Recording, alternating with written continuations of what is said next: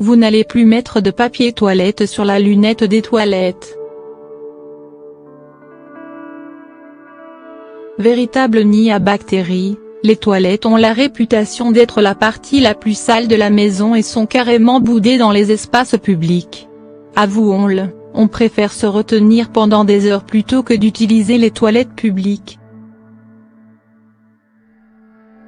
Pour remédier à ce problème d'hygiène, les gens optent pour des protège-toilettes jetables ou se contentent de couvrir la lunette des toilettes avec du papier toilette. Mais ces alternatives nous protègent-elles vraiment des bactéries? Explication. Les toilettes sont un environnement propice à la prolifération des bactéries et, de ce fait, considérées comme un espace malpropre. Beaucoup de gens évitent les toilettes des espaces publics, de peur de contracter des maladies. Mais quand on passe toute la journée dehors, il peut être difficile de ne pas les utiliser. On se munit alors d'un protège-toilette jetable, ou à défaut de papier toilette, pour éviter le contact de la peau avec le siège et le tour est joué. Cette option apparaît comme la plus saine pour se protéger des bactéries, mais est-elle vraiment nécessaire? La réponse est non. Les toilettes publiques, particulièrement, sont certes parfois sales et ne répondent pas aux normes de l'hygiène, mais ne représentent pas vraiment de risque de développer des maladies.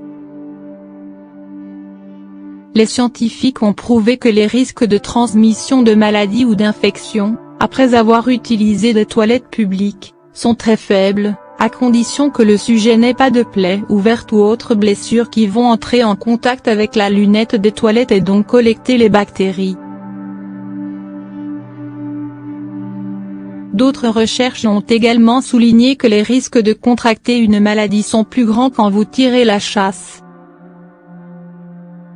En effectuant ce geste pour nettoyer les toilettes, vous êtes plus exposé aux infections car vous inhalez les bactéries aérosolisées dans les gouttelettes d'eau. Voilà pourquoi il est toujours conseillé de baisser l'abattant des toilettes avant de tirer la chasse et de le laisser toujours fermé après chaque utilisation. De cette manière, vous allez empêcher les bactéries de se propager dans les toilettes et de se nicher dans tous les recoins. Les bactéries peuvent également atteindre le papier toilette. Autant dire que l'utiliser pour se protéger des bactéries présentes sur la lunette des toilettes n'est vraiment pas la meilleure des idées. Les poignées de porte des toilettes ainsi que les boutons de chasse d'eau sont également des endroits où les germes s'accumulent. Il est donc important de signaler que la cuvette n'est pas ce qu'il y a de plus sale dans les toilettes, et que cette pièce n'est pas la plus sale d'une maison. En effet, selon le Dr. Chuck Gerba, un professeur de microbiologie à l'université d'Arizona, les lunettes des toilettes comprennent 50 bactéries par 0,00006 m puissance 2. Ce professeur qui étudie comment les maladies sont transmises dans l'environnement, affirme que les lunettes des toilettes sont ce qu'il y a de plus propre en termes de micro-organismes et de germes, et qu'il faut plutôt s'inquiéter des autres articles ménagers. Dr. Chuck Gerba avance que les planches à découper abritent 200 fois plus de bactéries fécales que la lunette de toilette. Celles-ci proviennent généralement des produits à base de viande crue. L'éponge à vaisselle et les torchons sont également des objets où les bactéries prolifèrent, alors qu'ils sont souvent utilisés pour nettoyer.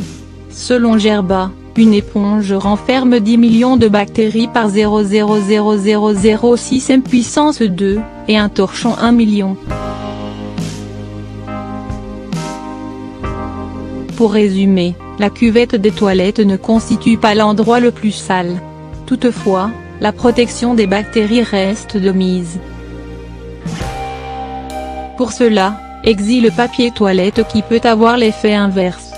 Veillez à toujours vous laver les mains après avoir utilisé les toilettes, pour vous débarrasser de toutes les bactéries qui s'y trouvent.